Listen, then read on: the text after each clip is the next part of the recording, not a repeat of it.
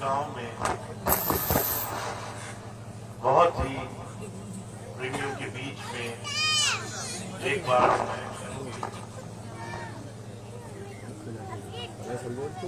इस मालिक की रूप प्रीतम की चर्चा कर रही हूं। अभी आपने बहुत सुंदर सुंदर शब्द सुने, बहुत सारे महात्माओं की, महापुरुषों की वाणियां सुनी,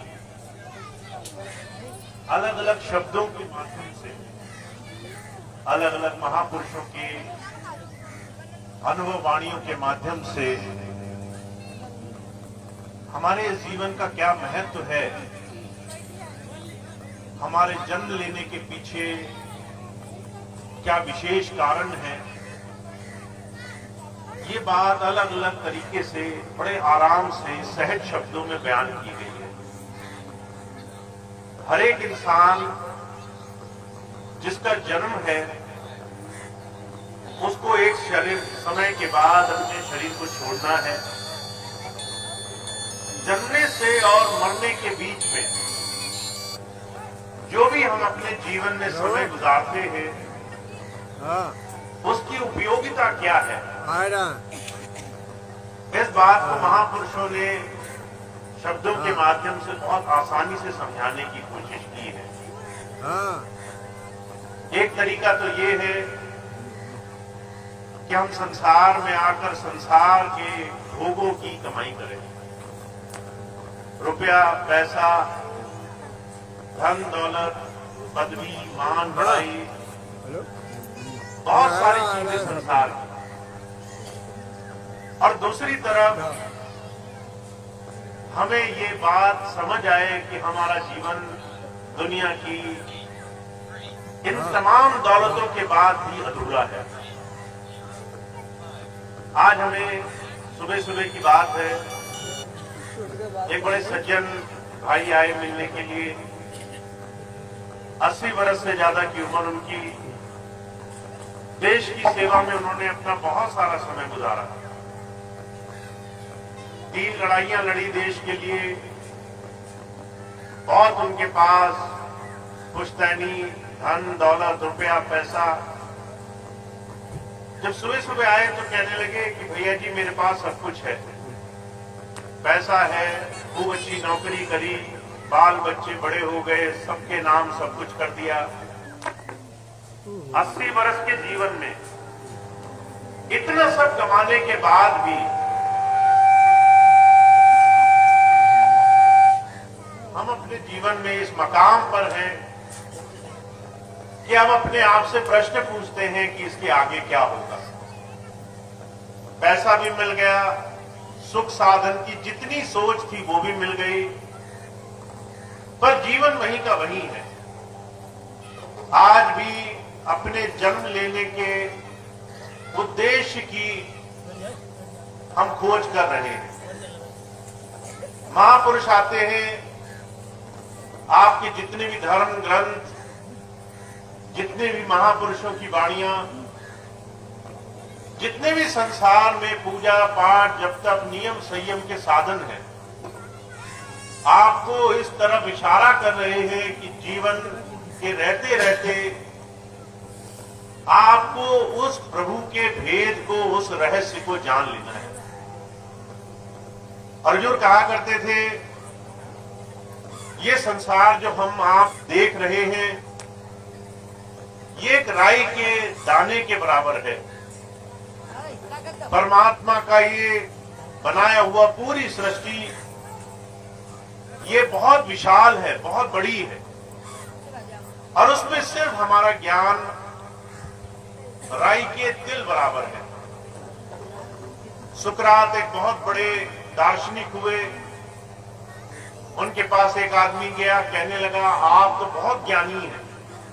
तो वो हंसने लगे, कहने लगे जो लोग मुझे जानते हैं वो जानते हैं कि मैं अभी तक कुछ जान नहीं पाया हूं।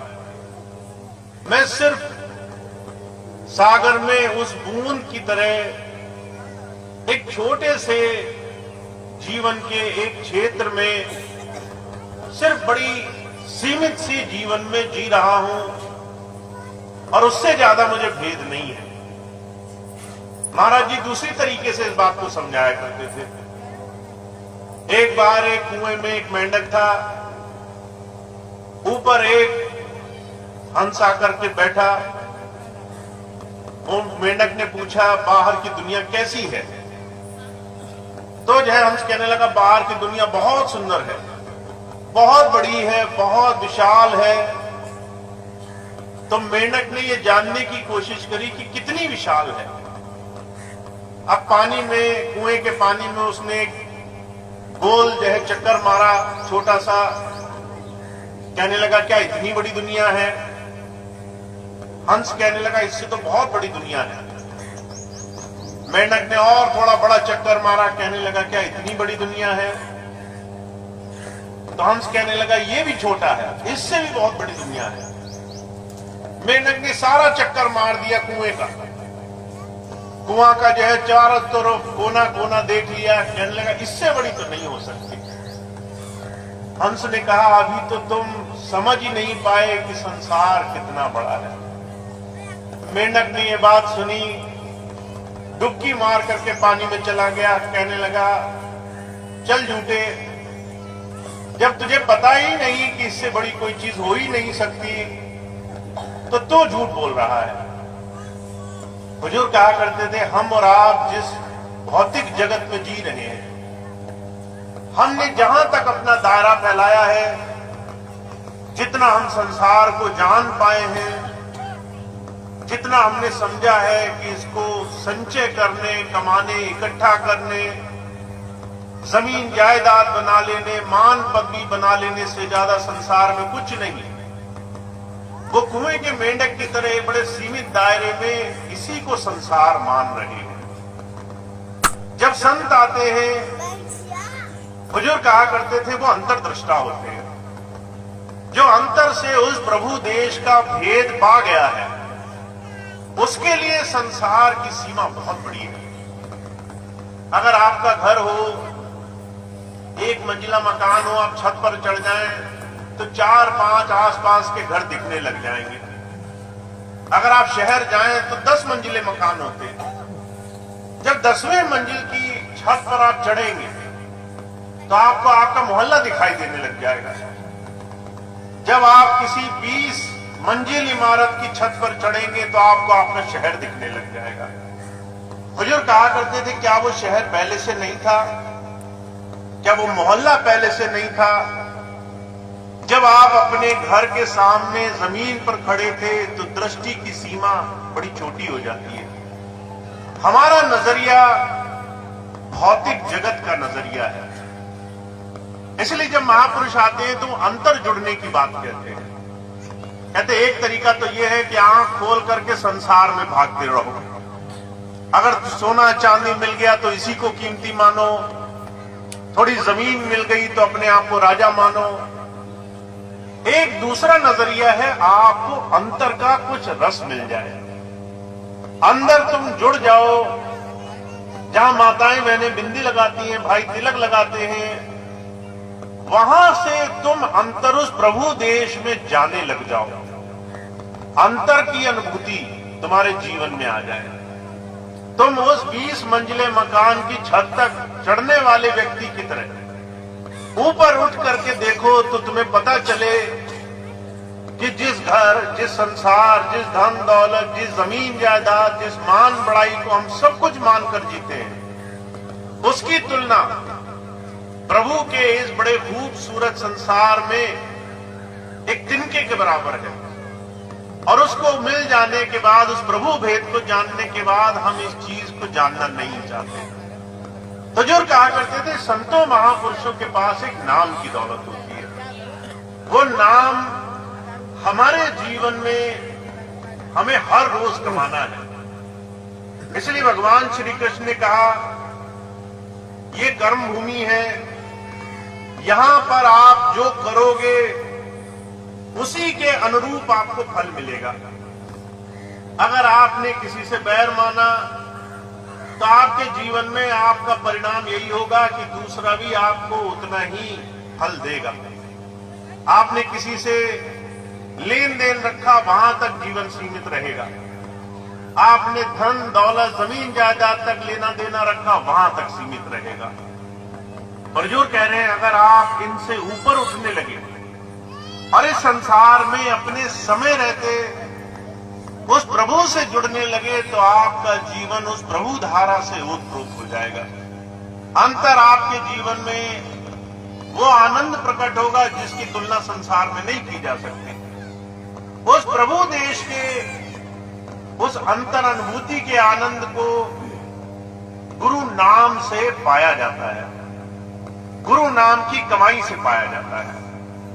आपने अभी तक जितने भी शब्द सुने, आप दोबारा से कोई शब्द पढ़ना, हर एक वाणी हर एक शब्द में इस बात को बार बार कहा गया है कि आपको आपके जीवन में नाम कमाना है, आपको अपने जीवन में प्रभु देश जाना है, आपको अपने जीवन में विवेक से अपने समय की बचत करनी है ताकि उस समय में आप उस मालिक के सिमरन को कर सको, उसकी याद अपने जीवन में बना सको।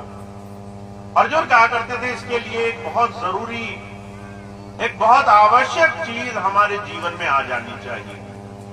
वो ये कि हम जो नामधारी हैं, जो प्रभु धारा से जुड़े हैं, जिन्हें संतों महापुरुषों का सानिध्य मिला है, जिन्हें तरीका समझ में आ गया है कि जीवन में हमारे जीवन की सच्ची कीमती चीज क्या है, उन्हें चाहिए कि वो अपने समय से, अपने हर रोज के जीवन से उस प्रभु नाम की कमाई में समय दिया करें, उस प्रभु नाम की कमाई में जीवन गुजारा करें।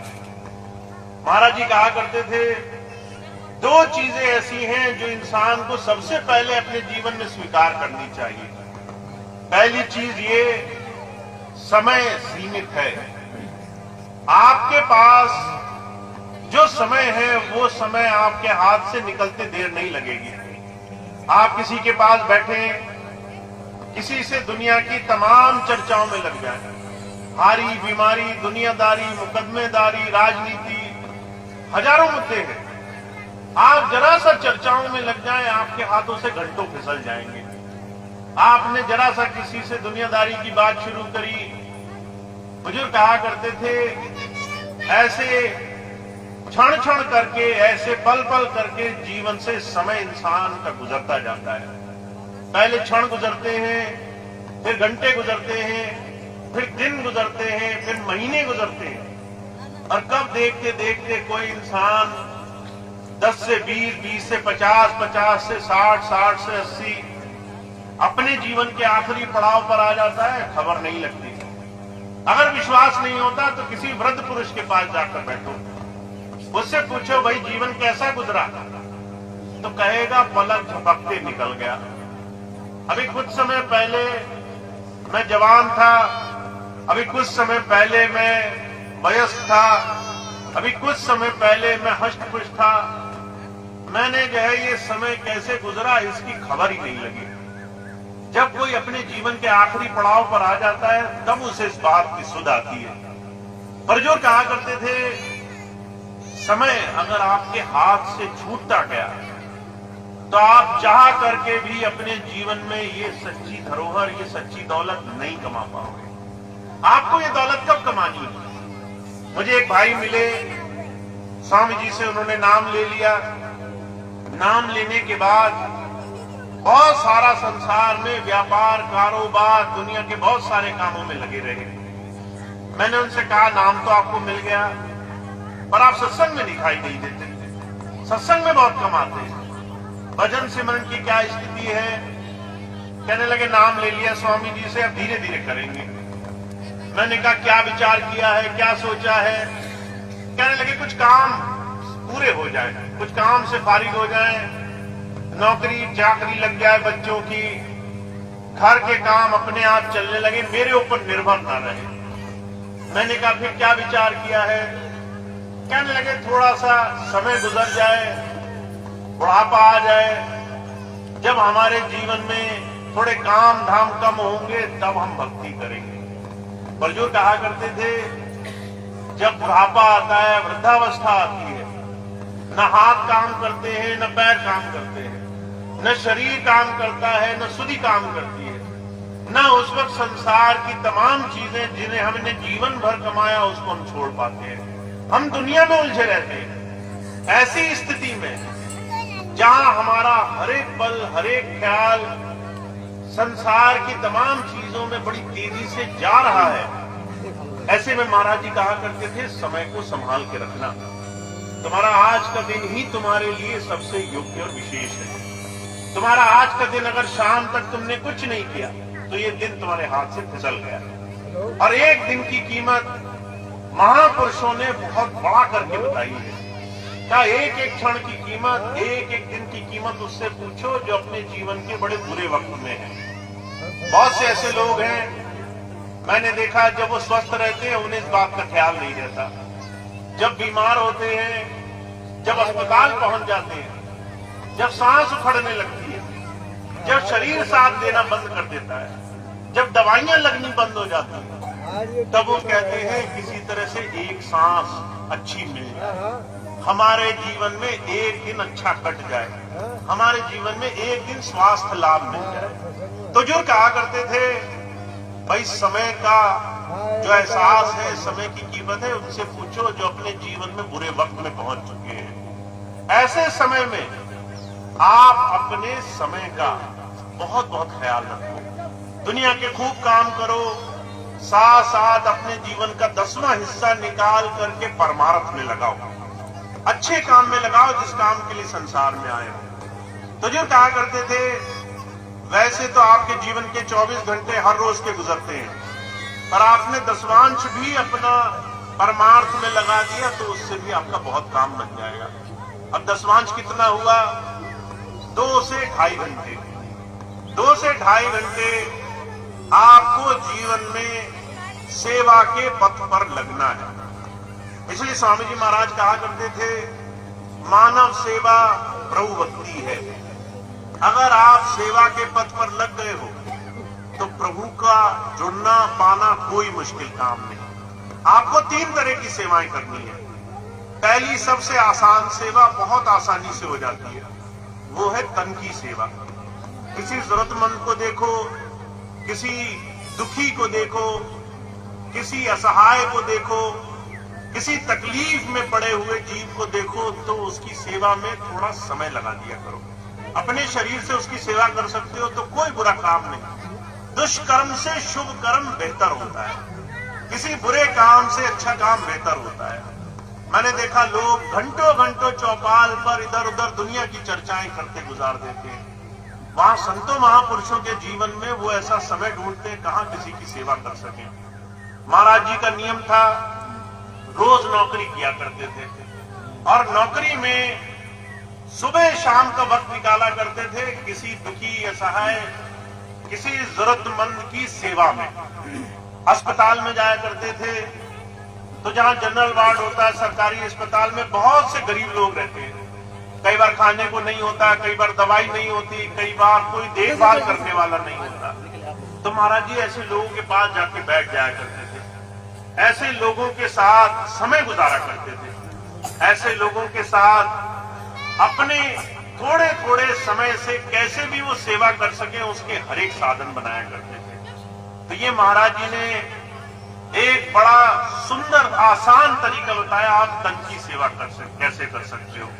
आपके घर में माता पिता हैं, आपके घर में बच्चे हैं, आपके घर में कोई बुजुर्ग है, आप उसका थोड़ा सा समय उसकी सेवा में गुजारो।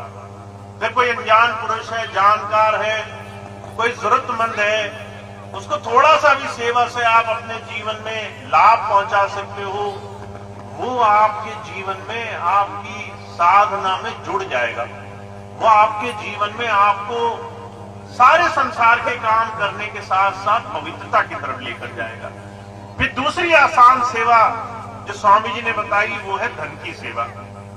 अगर आपके पास कुछ भी कमाई का अंश है तो उसका थोड़ा सा अंश किसी अच्छे काम में लगा दो, किसी जरूरतमंद की, किसी दुखी, किसी जरूरतमंद के काम में वो खर्च हो जाएगा। अगर आप अपने जीवन में किसी भी अच्छे काम में किसी दुखी या सहाय के लिए थोड़ा सा भी 2 पैसे का भी सहयोग करते हो हुजूर कहा करते थे उन लोगों से 1000 दर्जे बेहतर हो जो उसको संचय कर करके रखे हुए हैं। ऐसे लोग हैं संसार में जिन्होंने बड़े से बड़े खजाने भर रखे हैं, पर उनको कभी किसी जरूरतमंद की जरा सी सेवा करने का भाव नहीं आया।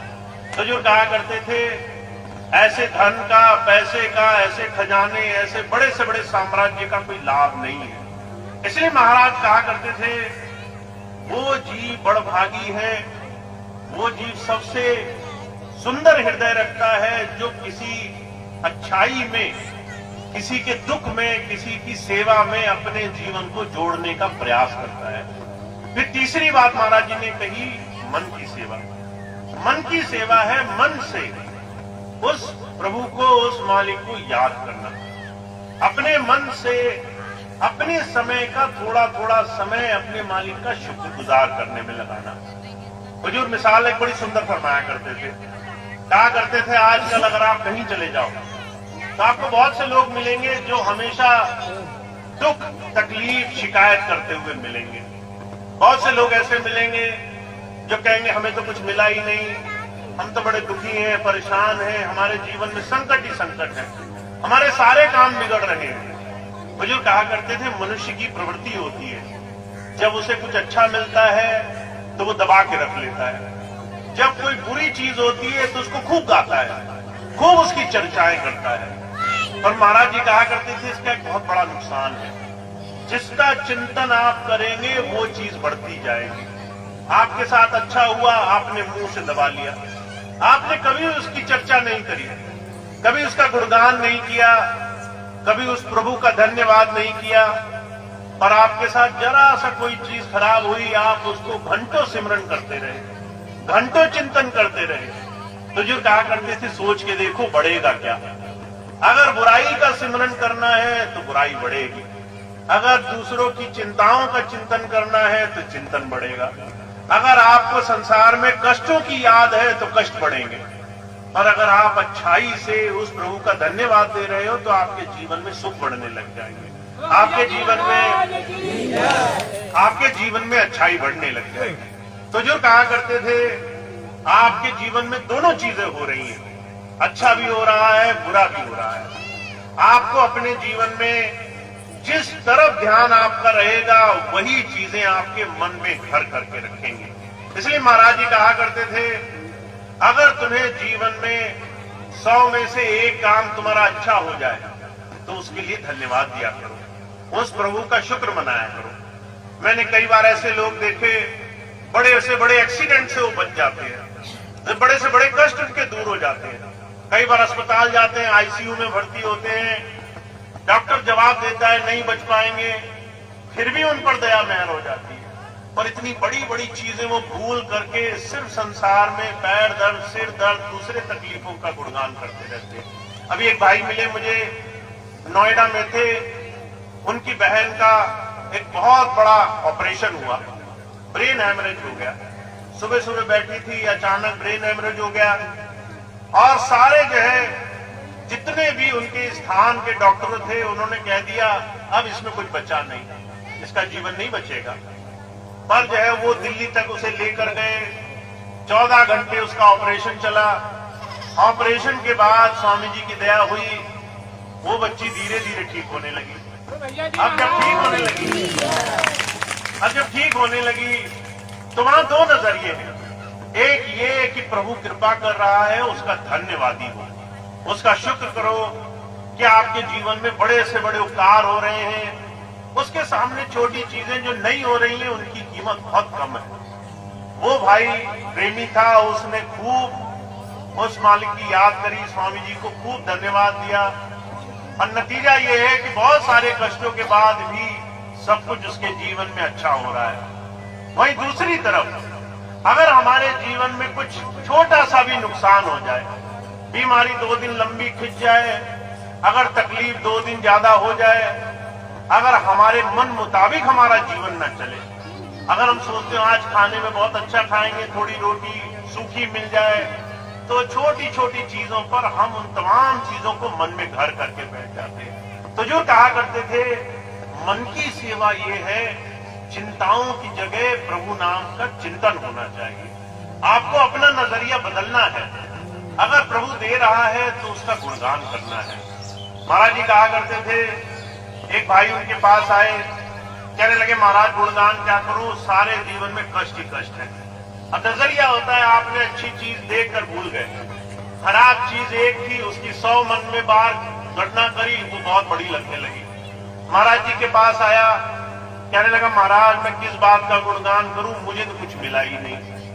इतनी देर में एक भाई आया, चल नहीं पा रहा था, बेचारा बड़ी दूर से रेंग रेंग करके महाराज जी के पास आया, कैसे दर्शन हो जाए। महाराज जी के दर्शन मिले, बहुत खुश हुआ, कहने लगा मुझे मौका मिला महाराज जी के दर्शन करने का। अब वो दूसरा वहीं बैठा महाराज जी के सामने देख रहा था, एक ये है जिसके पैर नहीं है, जो चल नहीं पा रहा है और धन्यवादी है, और एक हम हैं शरीर में सब कुछ, सारा स्वास्थ्य है, हष्ट पुष्ट है, अपने पैरों पे चलते हैं, अपने हाथों से काम करते हैं, शरीर में स्वस्थता है, कोई रोग नहीं है, किसी तरह का दुख तकलीफ नहीं है, काम भी अच्छा है, घर में वाजिब आमदनी भी है, सारे काम है, पर उसके बाद भी अगर गाय निकलकर इधर से उधर चली जाए, पकड़ में ना आए, अगर कोई दूसरा छोटा सा काम बिगड़ जाए तो वो हमारे सर में भर जाता है, हम उसी की चिंता में लग जाते हैं। तो जो कहा करते थे, भाई चिंतन उस चीज का करो जो तुम्हारे मन में शांति लाए, और अगर चिंताओं में मन लग गया तो आपके पास सब कुछ होगा, फिर भी आपका मन दुखी रहेगा। तो जब संत आते हैं वो कहते हैं सेवा आपके जीवन में बड़ा आसान तरीका है, तन से, मन से, धन से, और हर रोज अगर दशवांश निकाल दिया, 2 से 2.5 घंटे मिला करके इस चीज में निकाल दिया, थोड़ी देर किसी की सेवा करी, कुछ अपने पैसे धन, कुछ भी अपनी आमदनी का कुछ हिस्सा किसी शुभ कर्म में लगा दिया, और थोड़ी देर साधना करी, मन से अपने जो भी जीवन में काम नहीं बन रहे उनको गुरु चरणों में समर्पित कर दिया, और अगर एक भी अच्छा हुआ तो उसके लिए शुक्र मनाया, तो जो कहा करते थे तुम्हारे जीवन की काया पलट जाएगी। तुम्हारे जीवन में प्रभु नाम का सिमरन, उनकी याद, उनके ध्यान से तुम्हारे जीवन में तुम्हें सिर्फ अच्छाई ही अच्छाई होती दिखाई देगी। तुम्हारे जीवन में चमत्कार ही चमत्कार होंगे अगर तुमने संतों का नजरिया अपनाया है। तो इसलिए महापुरुष आते हैं, कहते हैं एक तरफ शास्त्र ज्ञान है जिसे जानना पड़ता है, जिसको समझना पड़ता है, एक तरफ आध्यात्मिक अंतर में साधना का तरीका है, जो आपने सुना है, समझा है, जाना है, अब उसको करना है, उसको करके दिखाना है, उसको जीवन में धारण करके दिखाना है। इसलिए महाराज जी कहा करते थे, करनी में और कथनी में बहुत बड़ा फर्क होगा तो जीवन में चमत्कार नहीं होंगे। एक महात्मा जी थे, सत्संग में जाया करते थे, एक दिन अपने एक सेठ जी थे, सत्संग में जाया करते थे, एक दिन अपने बच्चे को ले गए। जब बच्चे को ले गए तो उस दिन सत्संग में महात्मा जी कह रहे थे कि अगर कोई दुखी हो, असहाय हो, जरूरतमंद हो तो उसकी सेवा कर दिया करो। सेठ जी वापस आए, दुकान किराने का था, सामान लगा रहता था, वो गए थोड़ी देर के लिए, अपने बच्चे को काम सौंप गए, कहने लगे मैं अभी आता हूं, थोड़ा दुकान देख लेना। उतनी देर में गाय आई, आ करके खाने की चीज रखी थी उसी में मुंह मारने लगी।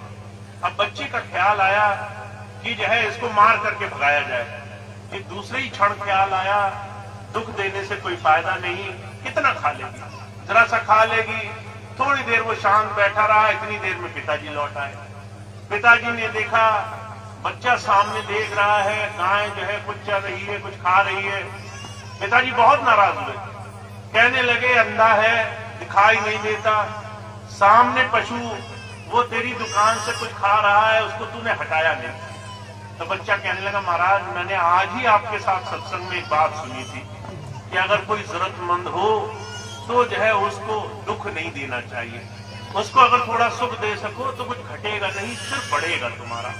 तो पिताजी क्या कहने लगे? कहने लगे सत्संग सुनने का और होता है और अमल करने का और होता है। तो जो कहा करते थे बहुत से लोग इसी रास्ते पर चलते हैं, सुनते हैं, सोचते हैं अमल करेंगे तो नुकसान होगा, पर जो ज्ञानी है, विद्वान है, जो इस बात को अमल में ले आते हैं कि कैसे सेवा करने से जीवन में हम महापुरुषों की बात से जीवन धन्य कर सकते हैं। उनके जीवन में बाद में वो देखते हैं जहां दूसरे को जरा सा नहीं मिला, उनके जीवन में बहुत ज्यादा तरक्की होती है, उनके जीवन में सुख और समृद्धि बढ़ जाती है। तो आपके जीवन में सारे रास्ते इन्हीं वचनों, इन्हीं वाणियों, इन्हीं सत्संग की जीवन में अमल और जीवन में अभ्यास से आपको मिलेंगे। तो जितना भी आज तक आपने सुना है, बहुत ज्ञान आपके पास है, उसको अब आचरण में लाना है, उसको जीवन में उतारना है, सेवा से उसकी शुरुआत करनी है। तो दो बातें हमारे को आज के सत्संग से सीखनी है। पहला, जो करना है आज करो। दूसरा, आज कहां से शुरू करो? सेवा से शुरू करो। कैसे आप कुछ अच्छा कर सकते हो। बुजुर्ग कहा करते थे, जैसे बूंद बूंद करके घड़ा भर जाता है, वैसे ही जरा जरा से जीवन में सेवा काम करने से हमारे अंदर उस प्रभु ज्ञान से अपने जीवन में सारे साधन पूरी तरह से संपन्न हो जाते हैं। तो आपको बहुत कुछ मिला है, आपको बहुत कुछ मिलना बाकी है, और ये दोनों के बीच में सिर्फ एक छोटी सी कुंजी है कि कैसे आप संतों के वचन का आचरण करते हैं जीवन में, कैसे उनकी बात को जीवन में लाने का प्रयास करते हैं। तो आप सबको ऐसे स्वामी जी महाराज के हर एक वचन का लाभ मिले। जो भी बात स्वामी जी ने कही और जो भी आप आचरण करके जीवन में सत्य पथ पर चल सकते हैं, अध्यात्म पथ पर अंदर से मालो माल हो सकते हैं, वो रास्ता आप पाएं, उसके लिए खूब जतन करें, उसके लिए हर रोज थोड़ा सा समय निकालें। यही मेरी प्रार्थना रहती है कि आपको जो भी स्वामी जी से नाम की धरोहर मिली है वो खूब फलीभूत हो, उसमें इतना आपके लिए, उसमें इतना आपको लाभ मिले जिससे आपके जीवन में सारे काम आसानी से हो जाए। भैया जी महाराज की, भैया जी महाराज की, स्वामी जी के लाल की। तो इतनी बात कह के मैं अपनी बात समाप्त करूंगा। आज आप सब बहुत विवेकी हैं, बहुत ही जानकार हैं।